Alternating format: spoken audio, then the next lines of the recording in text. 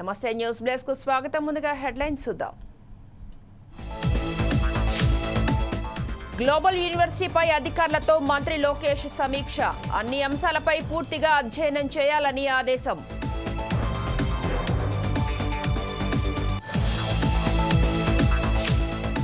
ఇరవై 28 మంది డీఎస్పీలను బదిలీ చేస్తూ ఉత్తర్వులు జారీ. ఏపీ డీజీపీ తిరుమల రావు ఆదేశం.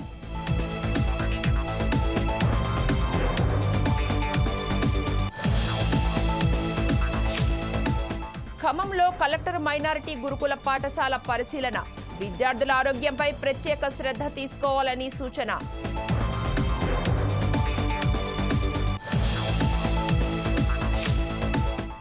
నల్గొండ జిల్లా నాగార్జున సాగర్లో తప్పిన పెను ప్రమాదం.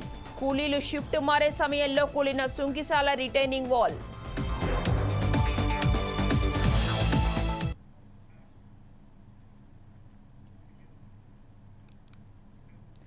రాష్ట్రంలో కొత్తగా కొలువు తీరిన కూటమి ప్రభుత్వం ప్రజల అభ్యున్నతిని దృష్టిలో పెట్టుకుని సంచలన నిర్ణయాలు తీసుకుంటూ ముందుకు వెళ్తోంది. ఈ క్రమంలో రాష్ట్రంలో గ్లోబల్ యూనివర్సిటీ ఏర్పాటు చేసేందుకు మంత్రి నారా లోకేష్ ఉన్నత విద్యాశాఖ అధికారులతో సమీక్ష నిర్వహించారు. వర్సిటీకి ఏర్పాటుకు అనువైన ప్రాంతం ఎక్కడైతే బాగుంటుందో కావాల్సిన మౌలిక సదుపాయాలపై పూర్తిగా అధ్యయనం చేయాలని ఆయన అధికారులను ఆదేశించారు. ఏఐ టెక్నాలజీ వర్సిటీతో ఎడ్యుకేషన్, హెల్త్ కేర్, గవర్నెన్స్ లాంటి మొత్తం 16 రంగాల్లో సేవలను విస్తృతం చేయవచ్చని లోకేష్ అన్నారు. అదేవిధంగా విద్యారంగంలో విప్లవాత్మక మార్పులు తీసుకువచ్చేందుకు ఏఐ టెక్నాలజీతో విద్యార్థుల కంప్లీట్ స్టూడెంట్ పాస్పోర్ట్ రూపొందించాలని అధికారులకు సూచించారు. ఈ సమావేశంలో ఉన్నత విద్యా కార్యదర్శి Saurabh Gaur, higher education incharge chairman Rammohan Rao తదితరులు పాల్గొన్నారు.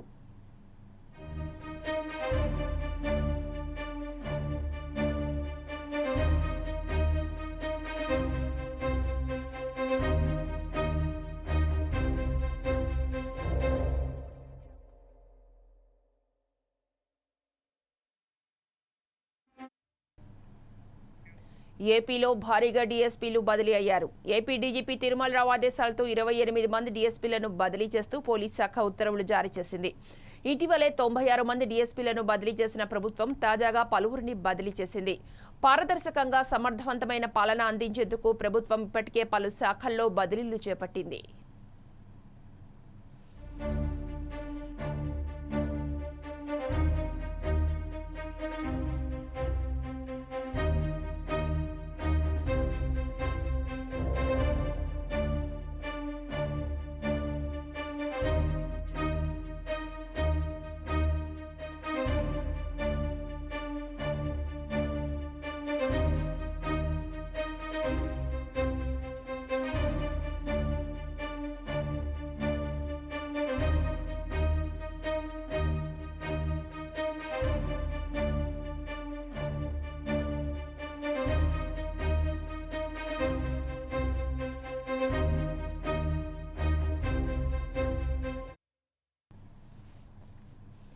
ఏపీలో భారీగా డీఎస్పీలు బదిలీ అయ్యారు. ఏపీ డీజీపీ తిరుమల రావు ఆదేశాలతో 28 మంది డీఎస్పీలను బదిలీ చేస్తూ పోలీస్ శాఖ ఉత్తర్వులు జారీ చేసింది. ఇటీవలే 96 మంది డీఎస్పీలను బదిలీ చేసిన ప్రభుత్వం తాజాగా పలువురిని బదిలీ చేసింది. పారదర్శకంగా సమర్థవంతమైన పాలన అందించేందుకు ప్రభుత్వం ఇప్పటికే పలు శాఖల్లో బదిలీలు చేపట్టింది. డీఎస్పీల బదిలీల అంశంపై మా విశాఖ ప్రతినిధి చంద్రశేఖర్ మరింత సమాచారం అందిస్తారు. చంద్రశేఖర్, చెప్పండి. Good afternoon Srilakshmi. కూటమి ప్రభుత్వం ప్రక్షాళన దిశగా అడుగులు వేస్తున్నట్లుగా అయితే కనిపిస్తుంది. ముఖ్యంగా పోలీస్ డిపార్ట్మెంట్ కి సంబంధించినటువంటి డిఎస్పీలను అయితే పెద్ద ఎత్తున కూడా బదిలీ అయితే చేసిన పరిస్థితి కనిపిస్తుంది. ముఖ్యంగా గతంలో కూటమి ప్రభుత్వం ఏర్పడిన 60 రోజుల కాలం వ్యవధిలోనే దాదాపు గతంలో 96 మంది డిఎస్పీలను బదిలీ చేసినటువంటి కూటమి ప్రభుత్వం మరలా ఈ రోజైతే 28 మంది డిఎస్పీలను బదిలీ చేయడం అయితే జరిగింది. అయితే గతంలో ఉన్నటువంటి ఏదైతే వైఎస్ఆర్ కాంగ్రెస్ పార్టీతో ఉన్నటువంటి స్నేహం నేపథ్యం కానీ లేదా గతంలో వారు నియమించినటువంటి అధికారులు కానీ కూటమి ప్రభుత్వం బదిలీ చేస్తున్నట్లుగా తెలిసింది. అలాగే గంజాయికి సంబంధించినటువంటి ఏదైతే మాదక ద్రవ్యాలు ఉన్నాయో మాదక ద్రవ్యాలు అరికట్టడంలో 100 రోజుల వ్యవధిలోనే అరికడతామంటూ కూడా హోంమంత్రి వంగలపూడి అనిత చెప్పిన నేపథ్యంలో పెద్ద ఎత్తున కూడా డిఎస్పీలను అయితే బదిలీ చేస్తున్నట్లుగా తెలిసింది. ముఖ్యంగా ఏదైతే ఆంధ్రప్రదేశ్ సంబంధించినటువంటి డిఎస్పీలు ఉన్నారో ఆయా ప్రాంతాలకు సంబంధించినటువంటి ఏరియాస్ నుంచి ఎక్కువగా గంజాయి రవాణా సాగుతో పాటుగా గంజాయి రవాణా జరుగుతున్న నేపథ్యంలో డిఎస్పీల పైన అయితే ఒక్కసారిగా హోమ్ మినిస్టర్ గానీ లేదా రాష్ట్ర డీజీపీ గానీ ఆదేశాలు జారీ చేసినట్లు తెలిసింది. ఈ నేపథ్యంలో పెద్ద ఎత్తున కూడా డిఎస్పీలను అయితే బదిలీ చేయడం జరిగింది. అయితే గతంలో జరిగినటువంటి తప్పిదాలన్నింటినీ కూడా దృష్టిలో పెట్టుకొని డిఎస్పీలు బదిలీ జరిగినట్టుగైతే ఆరోపణలు వినిపిస్తున్నాయి. అయితే పెద్ద ఎత్తున కూడా ఆ రాష్ట్ర వ్యాప్తంగా పోలీస్ డిపార్ట్మెంట్ లో ఎంతమంది దాదాపు 120 మంది డిఎస్పీలని బదిలీ చేయడంతో గడిచిన 60 రోజుల్లోనే పూర్తిగా పోలీస్ శాఖలు అయితే ప్రక్షాళన మొదలైనట్టు తెలుస్తుంది. మొదటగా పోలీస్ డిపార్ట్మెంట్ నుంచి మొదలైనటువంటి ప్రక్షాళన ప్రతి ఒక్క డిపార్ట్మెంట్ కి వ్యాపించే అవకాశం ఉన్నట్లు కూడా ఉద్యోగులు అయితే భయాందోళనకు గురైన పరిస్థితి కనిపిస్తుంది. ముఖ్యంగా ఏదైతే పోలీస్ డిపార్ట్మెంట్ ఉందో పోలీస్ డిపార్ట్మెంట్ లో ఉన్నటువంటి ఉన్నత స్థానంలో ఉన్నటువంటి డిఎస్పీలని బదిలీ చేయడం ఇప్పుడైతే సర్వత్రా చర్చానీయాంశంగా మారిందని చెప్పుకోవచ్చు. అయితే ఈ నేపథ్యంలో పెద్ద ఎత్తున కూడా పోలీస్ శాఖలో ప్రక్షాళన జరుగుతుంది. అలాగే గంజాయి రవాణాకు కూడా అడ్డుకట్ట వేసేందుకు పూర్తిగా రాష్ట్ర ప్రభుత్వం ముందుకు అడుగులు వేస్తున్నట్లు తెలుస్తుంది. దీంతోనే ఈ రోజు పెద్ద ఎత్తున కూడా డిఎస్పీలను బదిలీ చేసినట్లు తెలుస్తుంది శ్రీలక్ష్మి. ఓకే, ఇటువంటి పెద్ద ఎత్తున బదిలీల వలన ఫలితం ఉంటుందంటారా? 100 రోజులకు సంబంధించినటువంటి ఏదైతే గంజాయి కానీ లేదా మాదక ద్రవ్యాల నిర్మూలన కోసం కంకణం కట్టుకున్నటువంటి రాష్ట్ర హోం మినిస్టరు పొంగల్పూడి అనిత చెప్పిన నేపథ్యంలో పెద్ద ఎత్తున కూడా డిఎస్పీల బదిలీల పైన కూడా పలు ఆరోపణలు అయితే వినిపిస్తున్నాయి. అయితే గతంలో ఉన్నటువంటి వైఎస్ఆర్ కాంగ్రెస్ పార్టీకి పనిచేసినటువంటి పోలీస్ సిబ్బంది ఎవరైతే ఉన్నారో వారు తక్షణమే అటువంటి అన్ని కూడా విరణాలంటూ కూడా గతంలో కూడా స్వీట్ వార్నింగ్ ఇచ్చిన పరిస్థితి కనిపించింది. ఈ నేపథ్యంలో ఇప్పటికీ డిఎస్పీలు బదిలీ చేయడంతో అయితే మరికొద్ది రోజుల్లో మాత్రమే గంజాయి అడ్డుకట్టకు సమయం ఉండడంతో తక్షణమే డిఎస్పీలను అయితే బదిలీ చేసినట్లు తెలుస్తుంది. ముఖ్యంగా మన్యం ప్రాంతానికి సంబంధించినటువంటి ఏదైతే ఏజెన్సీ ప్రాంతాలు ఉన్నాయో ఏజెన్సీ ప్రాంతాలతో పాటు అటు ఒరిస్సా ఛత్తీస్గఢ్ నుంచి కూడా పెద్ద ఎత్తున కూడా గంజాయి రవాణా అవుతుందంటూ పెద్ద ఎత్తున అయితే వార్తలు వినిపిస్తున్నాయి. ఈ నేపథ్యంలో డిఎస్పీలు బదిలీలు చేసి ఆ స్థానంలో కొత్త వారిని కూడా భర్తీ చేసేందుకు కూడా రాష్ట్ర ప్రభుత్వం యోచించినట్టుగా తెలుస్తుంది. అలాగే దీనికి సంబంధించి పెద్ద ఎత్తున కూడా పోలీస్ శాఖలోనే మొదటగా ప్రక్షాళన అయితే మొదలైంది. మిగతా శాఖల్ని ఒక్కొక్కటిగా ప్రక్షాళన చేస్తున్నట్లుగా తెలుస్తుంది. అయితే గంజాయికి సంబంధించి ఎక్కడికక్కడే మార్పులు అరికడుతున్నామంటూ కూడా రాష్ట్ర ప్రభుత్వం చెప్తున్నప్పటికీ కూడా ఎక్కడికక్కడే గంజాయికి సంబంధించిన వార్తలు వినిపిస్తున్న నేపథ్యంలో డిఎస్పీల పైన ఎక్కువగా దృష్టి సారించినట్లు తెలుస్తుంది. ఈ నేపథ్యంలో ఇటు పోలీస్ డిపార్ట్మెంట్ సంబంధించినటువంటి పలువురిని చేంజ్ చేసినట్లుగా తెలుస్తుంది Srilakshmi. Okay, right, thank you.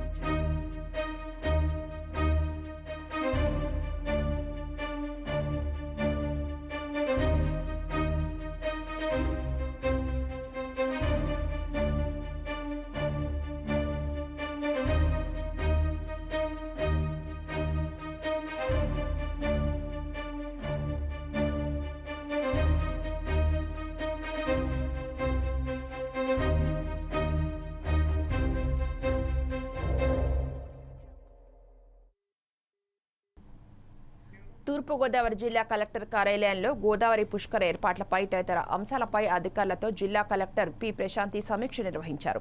పుష్కరాలకు పెద్ద ఎత్తున భక్తులు తరలివస్తారని, అందుకు అనుగుణంగా సమగ్ర కార్యాచరణ ప్రణాళికతో అధికారులు ముందుకు సాగాలని ఆమె అధికారులకు ఆదేశించారు. అంతేకాకుండా ధవళేశ్వరం వైపు నుంచి వచ్చే ట్రాఫిక్ ను నియంత్రించే విధంగా చర్యలు తీసుకోవాలని సూచించారు. ఇక్కడ క్రియేట్ చేయలేకపోతే ఘాట్లో డెఫినెట్ గా మనకి ఏదో ఒక పాయింట్ లో కంజెషన్ వస్తుంది. సో మనం రోడ్స్ ప్లాన్ చేసుకునేటప్పుడు చాలా ఈజీగా ఉండాల్సిన పాయింట్స్ ఏంటంటే ఘాట్ అప్రోచెస్.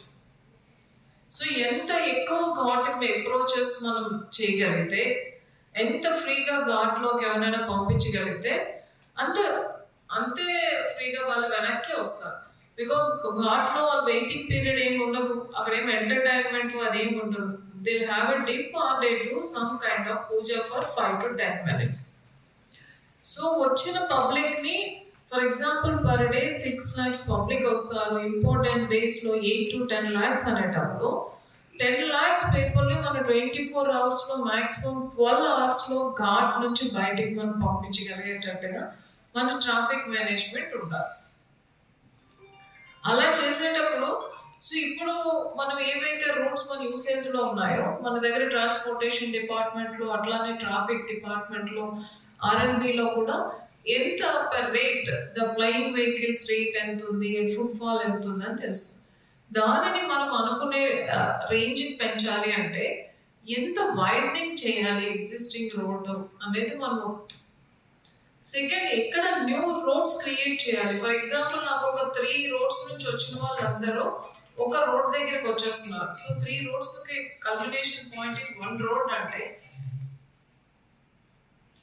ఇంకొక రోడ్ క్రియేట్ చేయాల్సిందే. సో కంజెషన్ క్లియర్ చేయడానికి మనం ఎన్ని కొత్త రోడ్స్ క్రియేట్ చేసుకోవాలి. సో ఒకటి expansion, second creation of roads, third is ఈ రెండింటికి స్కోప్ లేదు. సో దెన్ ఫ్లైఓవర్స్ అండ్ మనం ఎంక్రోచ్మెంట్ రిమూవల్స్ ఖచ్చితంగా చేయాలి. ఎగ్జిస్టింగ్ రోడ్ని రోడ్లోనే పెట్టాలి. ఇలా చేసేటప్పుడు ఇది టోటల్ మున్సిపాలిటీ పరిధిలోనికే రాదు. చుట్టుపక్కల ఉన్న పిఆర్ రోడ్స్ ఉన్నాయి, ఆర్ఎంబి రోడ్స్ ఉన్నాయి, ఎన్హెచ్ ఉండాలి. సో మనం ఎన్హెచ్ని చెక్ చేసుకోవాలి, ఆర్ఎంబి చెక్ చేయాలి అండ్ పిఆర్ చెక్ చేయాలి. దెన్ ఫైనల్గా కోర్ ఏరియా అంతా కూడా మున్సిపాలిటీలోకి వస్తుంది. కోర్ ఏరియాలో డెఫినెట్గా మనకి కంజెషన్ డెవలప్ అవుతుంది. సో ఇక్కడ purpose or objective of the visitor is to have a dip bed ghat. So మనము బయట మనం ఎంత ఎక్కువ అకామిడేట్ చేయగలిగినా ఆ అకామిడేట్. ఖమ్మంలోని తెలంగాణ మైనార్టీ గురుకుల పాఠశాల కళాశాలలను జిల్లా కలెక్టర్ ముజమిల్ ఖాన్ ఆకస్మిక తనిఖీ చేశారు. గురుకుల పరిసరాలు, విద్యార్థులకు వడ్డిస్తున్న భోజనాన్ని ఆయన పరిశీలించారు. అనంతరం విద్యార్థులతో కలిసి కలెక్టర్ మధ్యాహ్నం భోజనం చేశారు. వర్షాకాలం సీజనల్ వ్యాధులు ఉంటాయని, అందుకు అధికారులు విద్యార్థుల ఆరోగ్యంపై ప్రత్యేక శ్రద్ధ తీసుకోవాలని ఆదేశించారు. పాఠశాలలో విద్యార్థులు చదువుకునేందుకు వీలుగా మెరుగైన సౌకర్యాలు కల్పించాలన్నారు.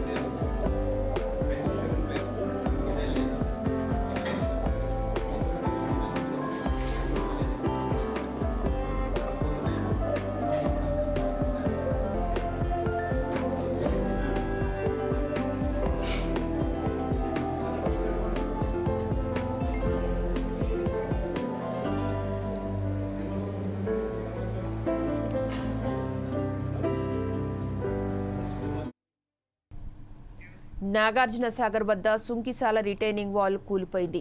కూలీలు షిఫ్ట్ మారే సమయంలో రిటైనింగ్ వాల్ కూలిపోవడంతో పెను ప్రమాదం తప్పింది. ఒక్కసారిగా రిటైనింగ్ వాల్ కుప్పకొల్లడంతో సుంకిశాల పంప్ హౌస్ నీట మునిగింది.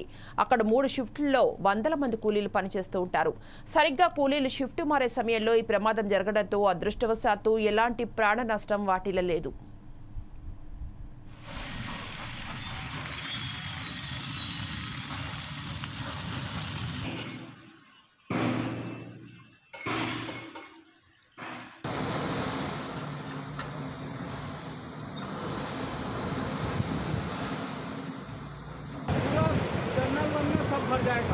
हट जाओ यहाँ से हट जाओ, इधर हट जाओ, डायरेक्ट हो गया, टूट गया टूट गया गिर गया टूट गया गिर रहा है पूरा बिल्कुल।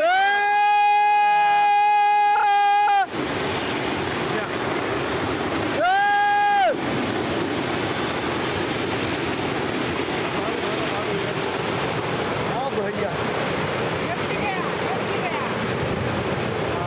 देखो पानी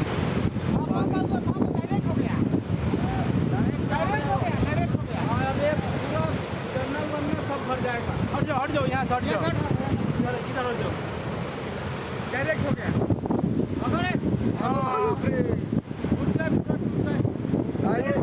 ये लोग कैंपर से गया है नीचे।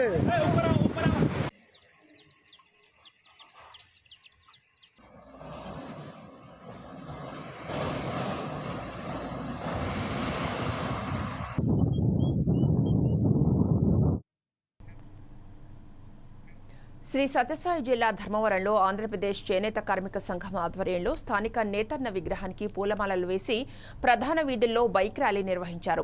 ప్రభుత్వాలు ఎన్ని మారినా చేనేతల తలరాతలు మారలేదని చేనేత సంఘం జిల్లా కార్యదర్శి వెంకటనారాయణ అన్నారు. ఆదరణ పథకాన్ని పునరుద్ధరించాలని, వృత్తి పరికరాలను సబ్సిడీతో పంపిణీ చేయాలని కోరారు. కార్మికులకు నెలకు 5,000 ఇవ్వాలని ఆయన డిమాండ్ చేశారు.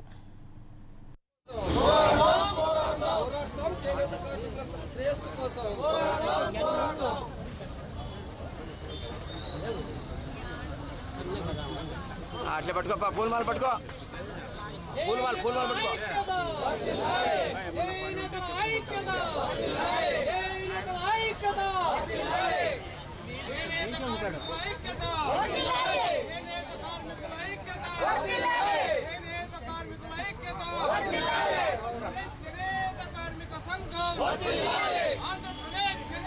చేనేత దినోత్సవ సందర్భంగా చేనేత కార్మికులందరూ కూడా శుభాకాంక్షలు తెలియజేసుకుంటున్నాం. మరి రానున్న రోజుల్లో మరి చేనేత కార్మికుల యొక్క ఉత్సాహం రెట్టింపు ఉత్సాహంతో మరి అందరూ కూడా చేనేత దినోత్సవాన్ని మరి జరుపుకోవాలనేసి మరి కోరుకుంటున్నాం. అదేవిధంగా ఇవాళ చేనేత పరిశ్రమ పూర్తిగా సంక్షోభంలో కూరుకుపోయింది. కొత్తగా ఏర్పడినటువంటి కూటమి ప్రభుత్వం ఈ చేనేత కార్మికులను ఆదుకోవాలనేసి భారత కమ్యూనిస్టు పార్టీ సిపిఐగా చేనేత కార్మిక సంఘంగా మరి కోరుకుంటున్నాం. మరి అనేక దఫాలుగా మరి చేనేత కార్మికులు ఒక పక్క ఆకలి చావులతో, మరో పక్క అప్పుల బాధతో మరి ఆత్మహత్యలు చేసుకుంటున్నారు. ఇవన్నీ కూడా ఆత్మహత్యలన్నీ కూడా చేనేత కార్మికుల నుండి విముక్తి కలిగించి ఏదైతే కూటమి ప్రభుత్వం హామీ ఇచ్చిందో ఇవాళ క్లస్టర్ ఏర్పాటు చేస్తామనేసి, ఇవాళ ధర్మవరం హబ్బును ఏర్పాటు చేస్తామని తొత్తరిగా ఇవాళ ధర్మవరంలో ఏర్పాటు చేయడానికి ఇక కూటమి ప్రభుత్వం పూనుకోవాలనేసి మరి కోరుకుంటున్నాం. భవిష్యత్తులో మీ యొక్క కూటమి ప్రభుత్వం చేనేత కార్మికులకి శాపంగా మారకుండా ఇవాళ సంక్షేమ పాటకు పురోగతి తీసుకురావాలనేసి కూటమి ప్రభుత్వాన్ని కూడా కోరుకుంటున్నాం. ఇవాళ జాతీయ చేనేత దినోత్సవాన్ని పూలమాలలే కాదు, ఇవాళ చేనేత కార్మికుల బతుకుల్లో వాళ్ళ ఇంటిలో పండుగ వాతావరణం తీసుకురావాలనేసి ఇవాళ కూటమి ప్రభుత్వాన్ని కోరుతున్నాం. లేని పక్షంలో అయితే గతంలో జరిగిన ప్రభుత్వం జరిగినటువంటి చిత్తశుద్ధి మీకు కూడా జరుగుతుంది అనేసి గుర్తెరుకొని ఇవాళ చేనేత దినోత్సవంగా ఇవాళ చేనేత కార్మికులకి ఏదో ఒక సంక్షేమ కార్యక్రమాన్ని ఇవ్వాలనేసి భారత కమ్యూనిస్టు పార్టీ సిపిఐగా చేనేత కార్మిక సంఘంగా కోరుకుంటున్నాం. అనంతపురం జిల్లా పామిడిలో గంజాయి విక్రయించడానికి ప్రయత్నిస్తున్న విద్యార్థులను సీఐ చాకచక్యంగా వ్యవహరించి పట్టుకున్నారని సీఐ రాజశేఖర్ రెడ్డి తెలిపారు. వారి వద్ద నుంచి పోలీసులు 9 కేజీల 210 గ్రాముల గంజాయిని స్వాధీనం చేసుకుని విద్యార్థులతో పాటు గంజాయిని కొనుగోలు చేసి విక్రయించడానికి వచ్చిన నిందితులను పోలీసులు అదుపులోకి తీసుకున్నారని సీఐ వెల్లడించారు. యువత పెడదారి పట్టకుండా జాగ్రత్తగా ఉండాలని ఆయన సూచించారు.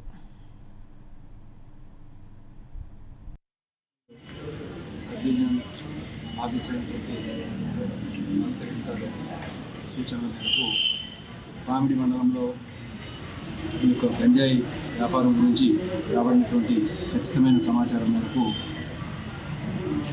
పామిడి మండలం పాలెం గ్రామానికి చెందినటువంటి ముగ్గురు, అదేవిధంగా పెద్దవడుగురు మండలం లక్ష్మపల్లి గ్రామానికి చెందినటువంటి వ్యక్తి దగ్గర నుంచి ఒక కారు, 2 బైకులు మరియు వీటితో పాటు 5 సెల్ ఫోన్స్, 5,000 రూపాయల క్యాష్తో పాటు 9 కేజీల 210 గ్రాముల గంజాయిని సీజ్ చేయడం జరిగింది. దీనిపైన కేసు రిజిస్టర్ చేసి ఇన్వెస్టిగేషన్ చేస్తున్నాము.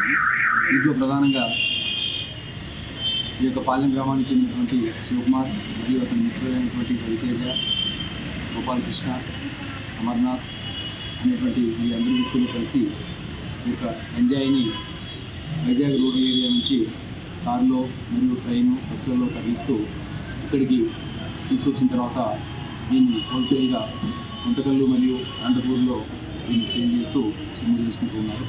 ఇక్కడ అమ్ముతూ ఈ యొక్క కాలేజ్ స్టూడెంట్స్ని, అదేవిధంగా జలసాలకు అలవాటు పడినటువంటి కొంతమంది వ్యక్తులు కమ్మి వాళ్ళ యొక్క ఆరోగ్యాలతో మాట్లాడుతున్నారు.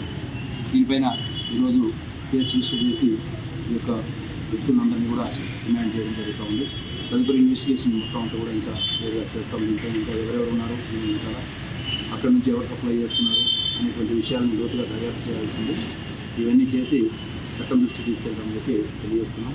అదేవిధంగా మా ఎస్పీ గారు మరియు అదేవిధంగా గవర్నమెంట్ ఇచ్చినటువంటి ఆదేశాల మేరకు ఈ యొక్క గంజాయి వ్యాపారం గురించి ఎవరైనా తెలిసినట్లయితే మాకు సమాచారం ఇచ్చినట్లయితే వారిపైన కఠినమైన చర్య తీసుకోవడం జరుగుతుంది.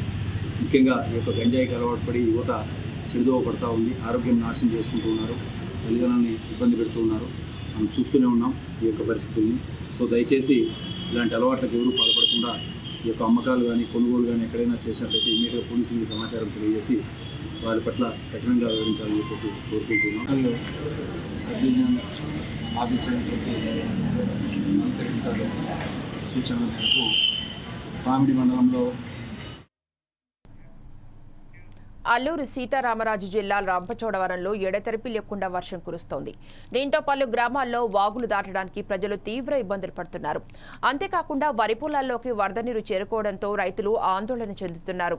గ్రామస్తులు ప్రాణాలు అరచేతిలో పెట్టుకుని వాగులను దాటాల్సిన పరిస్థితి నెలకొంది.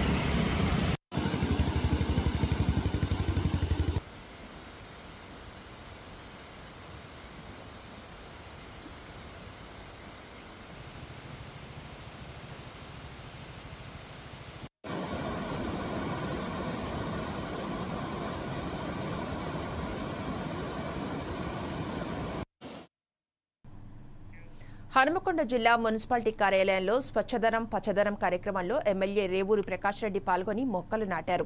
ఈ కార్యక్రమంలో ప్రజలందరూ భాగస్వాములే పరిసరాలను పరిశుభ్రంగా ఉంచుకోవాలని ఆయన అన్నారు. అంతేకాకుండా పలు గ్రామాల్లో ఉన్న సమస్యలపై వివిధ కార్యక్రమాలు నిర్వహించడానికి అధికారులు ఆదేశాలు ఇచ్చారని తెలిపారు.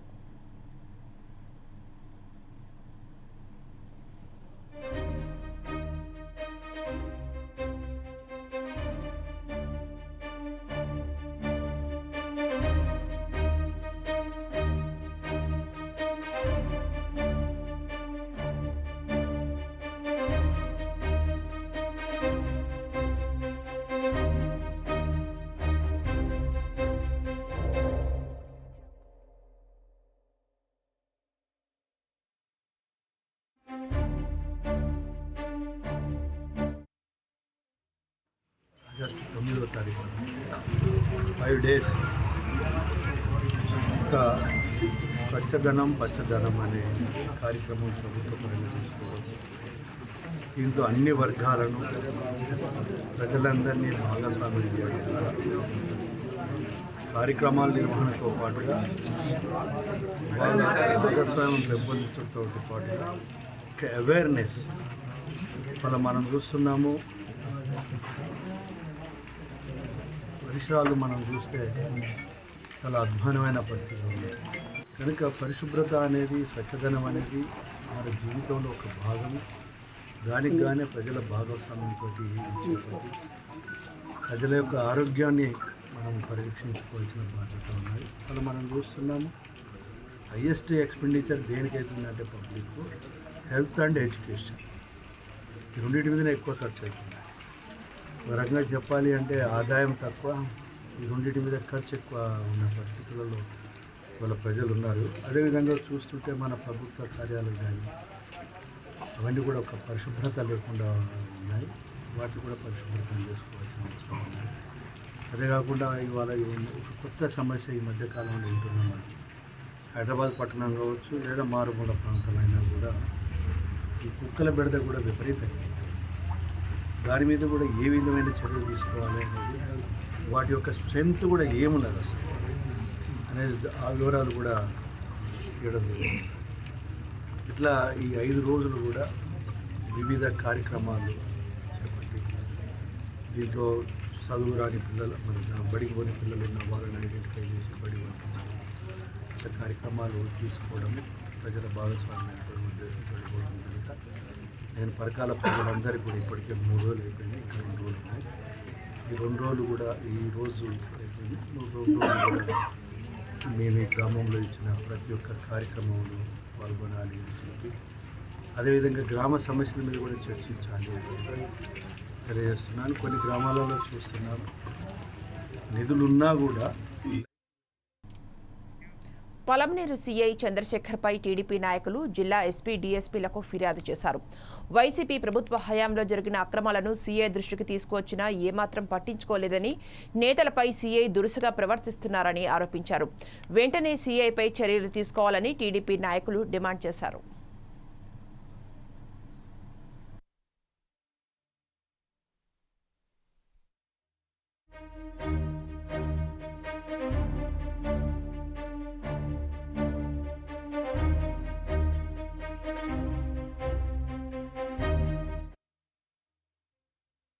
పలమనేర్ అర్బన్ సిఐ గారు చంద్రశేఖర్ గారు గత 2-3 సంవత్సరాల నుంచి ఆయన చేయని దందా లేదు, ఆయన చేయని మోసం లేదు, అనేక అక్రమాలు ఈ యొక్క పలమనేర్ స్టేషన్లో చేశారు. ఆయన ఎవరైనా న్యాయం అడిగిపోతే వాళ్ళకి లేని హింస పెట్టినారు. కనీసం ఎవరైనా కంప్లైంట్ అడిగిపోతే కనీసం తలెత్తి కూడా మాట్లాడారు ఆయన.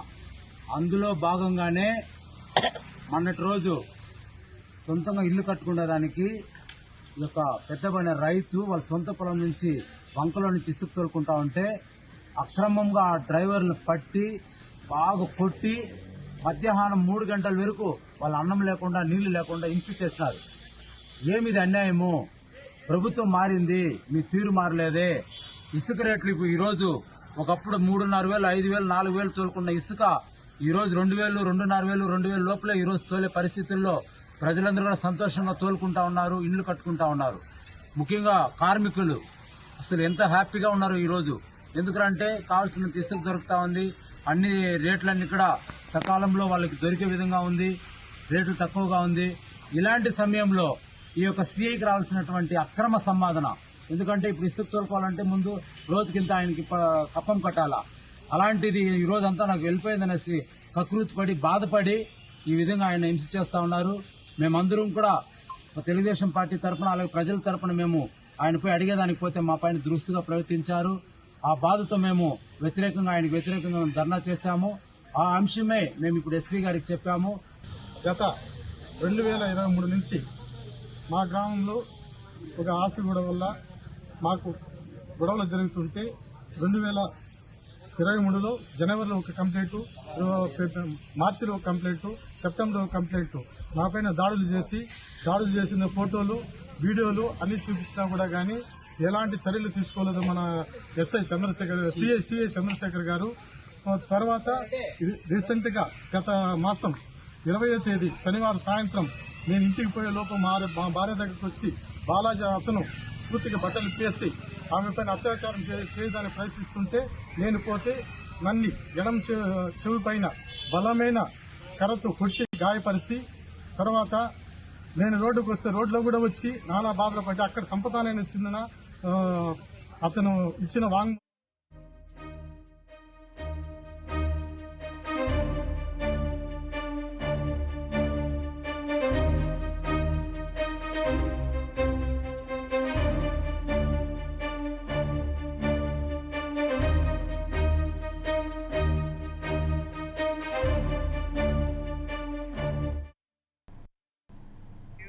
లోక్సభ ఎన్నికల్లో తొలిసారిగా ఖాతా కూడా తెరవలేకపోయిన భారత రాష్ట్ర సమితి అత్యంత సంక్షోభాన్ని ఎదుర్కొంటోంది. కేసీఆర్ కుమార్తె ఎమ్మెల్సీ కవిత ఢిల్లీ లిక్కర్ స్కామ్ కేసులో తీహార్ జైల్లో ఉన్నారు. దీంతో పాటు 10 ఏళ్ల కేసీఆర్ పాలనపై తెలంగాణ ప్రభుత్వం తవ్వకాలు చేపడుతోంది. మేడిగడ్డ కుంగడం సహా విద్యుత్ కొనుగోళ్లలో అక్రమాలపై విచారణ జరుపుతోంది. మరోవైపు పార్టీకి చెందిన ఎమ్మెల్యేలు, ఎమ్మెల్సీలు అధికార కాంగ్రెస్లోకి జంప్ అవుతున్నారు. ఇలాంటి పరిస్థితుల్లో విలీనం వార్తలు బీఆర్ఎస్ ను కలవరపరుస్తున్నాయి. ఎంపీ ఎన్నికల్లో బీజేపీకి గులాబీ దళం సహకరించిందనే ఫలితంగానే కమలనాథులకు 8 స్థానాలు దక్కాయన్న వాదనను వినిపిస్తున్నాయి. దీనిపై ఎమ్మెల్సీ కవిత తీవ్రంగా స్పందించారు. బీఆర్ఎస్ ఎప్పటికీ బీజేపీతో కలవదు అని స్పష్టం చేశారు. అంతేకాకుండా లిక్కర్ స్కామ్ కేసులో నిర్దోషిగా బయటకు వస్తానని తెలిపారు. కాంగ్రెస్ పార్టీ చేస్తున్న తప్పుడు కథనాలను నమ్మొద్దని, కాంగ్రెస్ మాయమాటల వలలో పడొద్దని పేర్కొన్నారు. దీనిపై మరింత సమాచారం మా ప్రిన్సిపల్ కరెస్పాండెంట్ జమీల్ అందిస్తారు. జమీల్ చెప్పండి. థ్యాంక్స్ లక్ష్మి. అయితే ఈ రోజు ఏదైతే గత కొన్ని రోజులుగా వార్తలు వస్తున్నాయో బీఆర్ఎస్ పార్టీ బీజేపీలో విలీనమవుతున్నదని, ఏదైతే ప్రచార మాధ్యమాలలో ఎక్కువ శాతం దాన్ని చోటు చేసుకుని బీఆర్ఎస్ ను బీజేపీలో విలీనం చేయబోతున్నారనే వార్తలు వస్తున్నాయి. దానికి కేటీఆర్ గారు చాలా తీవ్రంగా ఖండించేశారు. అయితే గతంలో ఏదైతే కవిత జైల్లో ఉన్నారో, కవితను కలుసుకున్న బీఆర్ఎస్ పార్టీ నేతను అంటే కేటీఆర్ కానివ్వండి, కేసీఆర్ కానివ్వండి, అలాగే హరీష్ రావు కానివ్వండి, వీళ్ళందరూ పోయి కేటీఆర్ కవితను కూడా కలవడం జరిగింది. కలిసిన సమయంలో ఇదొక ఉద్యమ పార్టీకి రాజకీయ రూపం తీసుకొచ్చి 10 సంవత్సరాల పాటు ఎత్తి తెలంగాణకి సాధనకై పుట్టిన పార్టీ మాత్రం తెలంగాణ ఉద్యమ పార్టీగానే ఉంది. దానికి కేవలం కావాలని కుట్రపూరితంగానే దీన్ని విలీనం చేస్తున్నారు బీజేపీలో అని చెప్తున్నారు. దాని పుకార్లు చుకార్లకు ఎలాంటి కూడా లేదు. దీనిపై ఎవరైతే ప్రచార మాధ్యమాలలో తప్పుడు ప్రచారాలు చేస్తున్నారో వారిపై కఠినమైన చర్యలు కూడా, వాళ్ళ మీద డిఫర్మేషన్ కేసెస్ కూడా మేము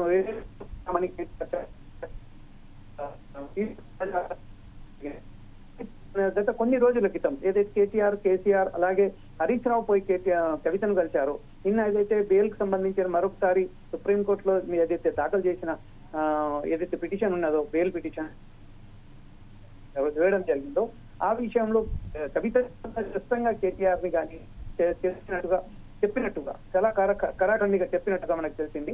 దానికి అత్యున్నతగా మనకు వచ్చిన సమాచారం ప్రకారం కవిత ఇంకా ఎన్ని ఏళ్ళైనా కూడా నేను జైల్లో ఉంటాను, అయితే దానికి సంబంధించి నిర్దోషిగానే బయటకు వస్తాను, నేను నిర్దోషిని, ఎట్టి పరిస్థితుల్లో నా మీద కుట్రపూరితంగానే నా మీద కేసులు పెట్టారు, అది కేసులు పెట్టి నన్ను వేధించడం జరిగింది. మన బీఆర్ఎస్ ను వేధించి తెలంగాణ ప్రజలకు సంబంధించిన ఒక అసంతృప్తి, తెలంగాణ ప్రజలలో అసంతృప్తి కల్పించి వారికి సంబంధించింది కొంచెం అల్లకొల్లం చేసేసి దీన్ని బీఆర్ఎస్, కాంగ్రెస్, బీజేపీ దీన్ని లబ్ధి పొందడానికి ప్రయత్నం చేస్తున్న భాగంగానే ఈ రోజు ఈ కుట్రపూరితంగానే ఈ ప్రచార మాధ్యమాల ద్వారా మా మీద దుష్ప్రచారం చేస్తున్నారని, దాన్ని తిప్పికొట్టడం బాధ్యత మీ మీద ఉన్నదని చాలా కేసీఆర్ ను అలాగే హరీష్ రావును చెప్పినట్టుగా మనకు తెలిసింది.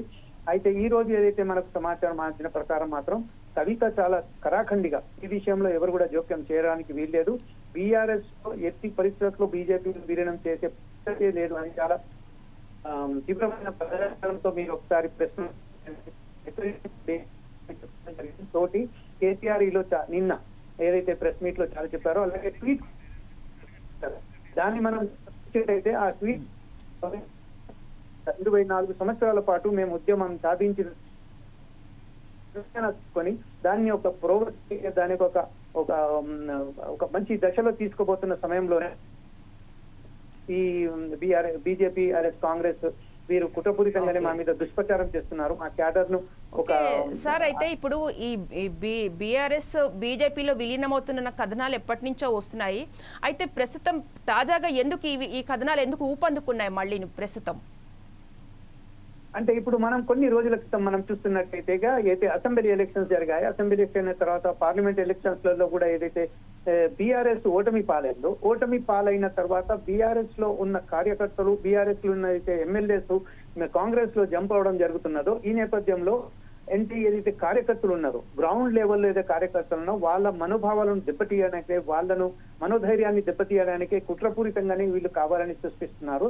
దీనికి సంబంధించింది కావాలని ఒక బీజేపీ ఒక కుట్రపూరితంగానే మా మీద ఒత్తిడి తేవడానికి ప్రయత్నం చేస్తున్నది. కానీ దీనికి సంబంధించి మాత్రం ఈ వార్తలు మాత్రం ఎలాంటి వాస్తవం 1% కూడా వాస్తవం లేదన్నట్టుగా మనకు వచ్చిన సూచనలు, మనకు వచ్చిన ఏదైతే సమాచారం ప్రకారం మనం ఎక్స్క్లూజివ్ గా ఎవరైతే మనకు అందించారో దాని ప్రకారం మనకు తెలిసింది శ్రీలక్ష్మి. రైట్. ఇప్పుడు ప్రధాన బీఆర్ఎస్ లీడర్లు ఎలా స్పందిస్తున్నారు ఈ విషయంపై మనం కొంతమంది బీఆర్ఎస్ సంబంధించిన లీడర్లతో మాట్లాడడం జరిగింది. అందులో ప్రధానంగా ఏదైతే ఈ రోజు బీఆర్ఎస్ కు సంబంధించిన ముఖ్య నాయకులు ఏదైతే చెప్పారు, అంటే గోదావరి కని నుంచి కానివ్వండి, కరీంనగర్ నుంచి కానివ్వండి, వరంగల్ నుంచి ఏదైతే ముఖ్య నాయకుడు ఉన్నారో అతనితో కూడా మాట్లాడడం జరిగింది. అతను కూడా చాలా క్లియర్ గా చెప్పేశారు, ఏ విషయంలోనైనా కూడా మా పార్టీకి సంబంధించిన మా అధినేత కేసీఆర్, కేటీఆర్, ఇంకా హరీష్ రావు ఏదైతే స్టెప్స్ తీసుకుంటారో కట్టుబడి ఉంటాము. కానీ ఈ వార్తలలో 1% కూడా నిజం లేదన్నట్టుగా వరంగల్ సంబంధించిన ఒక ప్రత్యేకమైన ముఖ్యమైన ఏదైతే లీడర్ ఉన్నారో అతను మనకు ఫోర్త్ టీవీకి ప్రత్యేకంగా చెప్పడం జరిగింది. శ్రీలక్ష్మి. ఓకే, రైట్ అండి, థ్యాంక్ యూ.